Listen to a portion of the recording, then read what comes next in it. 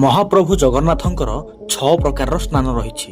ଆସନ୍ତୁ ଜାଣିବା ସେସବୁ କ'ଣ କ'ଣ। ମହାସ୍ନାନ ପ୍ରତ୍ୟେକ ବଡ଼ ଏକାଦଶୀ ଦିନ ମହାପ୍ରଭୁଙ୍କର ସ୍ୱତନ୍ତ୍ର ମହାସ୍ନାନ ନୀତି ହୋଇଥାଏ। ତାହା ମଧ୍ୟ ଚଳନ୍ତି ବିଗ୍ରହମାନଙ୍କର ମହାସ୍ନାନ। ଛୁଆଁ ମହାସ୍ନାନ ସାହାଣ ମେଲା ସମୟରେ ମହାପ୍ରଭୁଙ୍କୁ ଯଦି କିଏ ଛୁଇଁ ଦିଏ ତେବେ ପଞ୍ଚାମୃତ ଓ ନାରିକେଳ ମାଧ୍ୟମରେ ସ୍ୱତନ୍ତ୍ର ମହାସ୍ନାନ ହୋଇଥାଏ।